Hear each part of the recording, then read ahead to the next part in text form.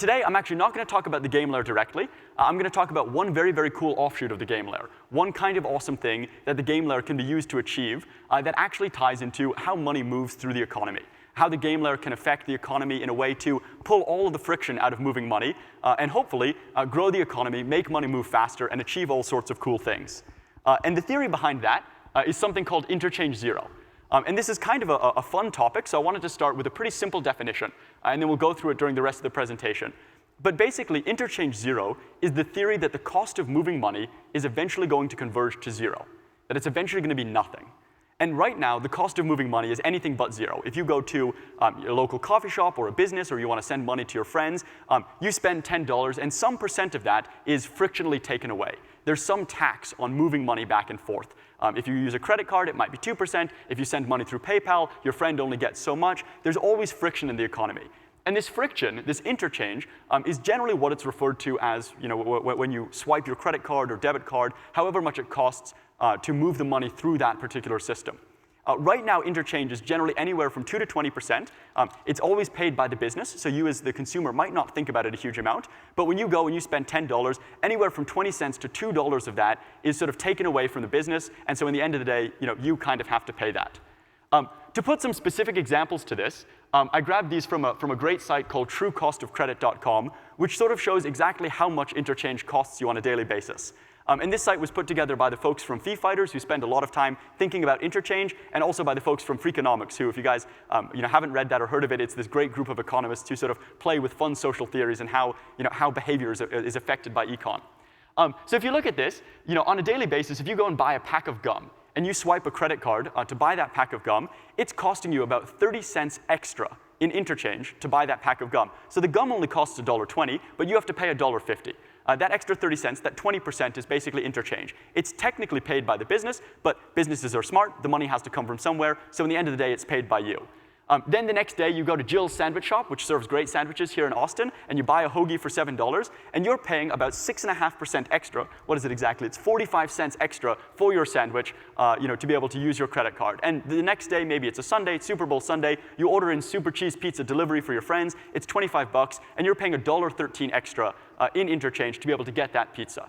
Now, all of these numbers seem pretty small, but when you add them up, that's actually $50 billion a year that's spent in interchange. It's $50 billion. And I think we can all sort of collectively look around and say, hey, if I had an extra $50 billion in my pocket, that would probably be a good thing. That would probably be fun. And so interchange zero kind of begs the question, wouldn't it be nice if that were zero, if that were nothing? If there was an extra $50 billion put back into the economy, put back into your pockets, put back into local businesses' pockets, it's all a good thing. But it actually ends up being worth a lot more than $50 billion. Because when you remove interchange from the economy, something really interesting happens. You pull the friction out of the economy. And the only real way to think about this is to look at the last ecosystem that we pulled friction out of. And the last ecosystem that we removed the friction from was the ecosystem of transferring information back and forth. And Al Gore actually invented this ecosystem. He called it the internet. He did a great thing for us, so we all owe Al a round of applause at the end. And by creating the internet, what he really did is he pulled the friction out of information transfer. It used to be really expensive and really slow to move information back and forth. You might have to mail it to someone, you might have to talk to them over the phone, you might have to use what was called a fax machine back in the day to send it back and forth. But suddenly with the internet, you could move information with no friction. You could move it fast, you could move it elegantly, you could move it seamlessly. And because information could flow frictionlessly, there was suddenly a huge amount of extra demand for it. People wanted more information. People shared it more quickly. The rise of social media, all sorts of things that created these new economies because suddenly friction was removed from an ecosystem. Now imagine what would happen if you took the friction out of the economic ecosystem. If you took all of the tax of moving money back and forth, all of the things that slowed money movement out, and just let the economy go loose with a completely frictionless way to move money back and forth with no tax on it. That's what Interchange Zero would be, and it would give us an equivalently internet-sized economic boom, but this time not in the realm of information transfer, but actually in the realm of moving money back and forth. And that would help local businesses make more money, help you save more money, essentially accelerate the economy. So Interchange Zero ends up being something much, much bigger than just not paying to move money back and forth. It ends up being a massive accelerant for the economy. So Interchange Zero, something good, something we definitely want, can have a really, really big impact. And now the natural question becomes, how do we actually get there? What is the path to Interchange Zero? And the good news is, it's only 2 steps. The bad news is, they're kind of doozies. The first one is you have to make the costs go down, right? You have to take 50 billion of costs and make them go to 0. And we'll talk through how you do that. And the second thing is you have to make the revenue go up, right? You can't just pull $50 billion out of an ecosystem and expect it to keep working. The revenue has to get replaced somehow, but it has to get replaced with a different model. The phrase we sort of use to joke about this is that nature abhors a vacuum, and so do bankers.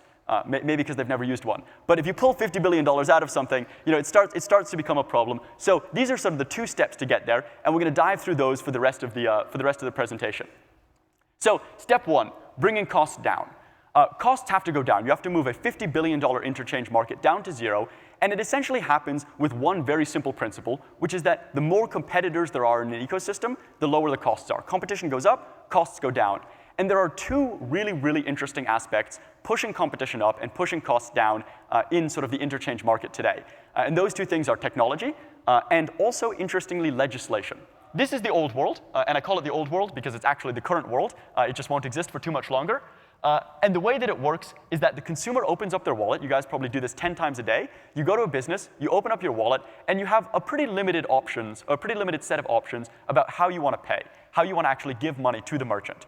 And those options are cash or some non-cash payment method, which is mainly a credit or debit card, and it's one of these 4 players. It's MasterCard, Visa, Discover, or American Express. In the new world, and I'm a big Aldous Huxley fan, so we're going to call it the Brave New World for the moment. In the Brave New World, things operate a little bit differently. The consumer opens up their phone, not their wallet, and then one of these apps, and one of many apps that are going to come onto the scene, enable them to pay in a whole myriad of different ways. So you'll have Dwolla, LevelUp, ISIS, Google Wallet, Square Card Case, the Starbucks mobile payment app, probably hundreds of others that suddenly open up not just the 4 payment methods that existed before, but really any set of payment methods. It widgetizes the payment ecosystem. But the point is that the phone is greater than a wallet. It's a computer.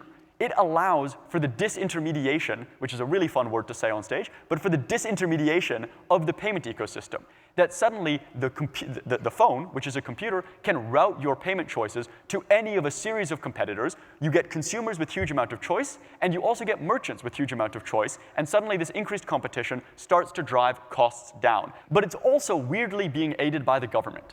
The government is actually doing great things to help interchange go down, to help money flow more quickly, to help businesses pay less when they have to move money, and to help consumers save.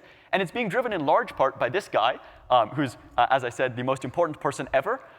So Dick Durbin, if you guys haven't heard of him yet, you probably will hear about him a lot moving forward. He recently passed the aptly named Durbin legislation. He's a very important guy, but maybe not the most humble in the world. And what Durbin legislation does is it starts to fight interchange.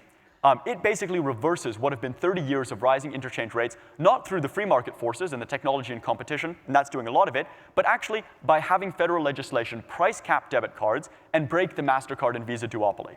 This is an incredibly powerful switch, in part because debit cards actually carry no risk. An interesting bit of history for people who maybe haven't spent as much time looking at the credit and debit card networks as I have. I've spent far too much time looking at this, I think, is that about 30 years ago when debit cards were introduced, the banks actually paid merchants to accept debit cards. It was reverse interchange. Debit cards were invented to replace checks. Checks are incredibly expensive for banks to process. They don't want to process checks, and so they invented debit cards, and they'd go to large merchants, and they'd say, hey, when you accept a debit card, I will pay you a percentage of the transaction, because you're making my life so much easier. And then about 30 years ago, some very, very clever executives at the banks realized that consumers couldn't tell the difference between credit and debit cards. And while credit cards carried risks, debit cards didn't. But hey, we might as well charge the same for both of them, because neither the merchant nor the consumer can actually tell the difference. And suddenly debit cards became as expensive as credit cards, even though they carry no risk. And Dick Durbin came along and said, hey, that's a little broken. I'm going to pass some legislation to both enforce competition and to make them priced to the actual risk that's there. All of these things together sort of combine to create more competition. More competition drives costs down. And basically the first step to interchange zero, getting these costs down, is actually already happening with this combination of new technology and new legislation.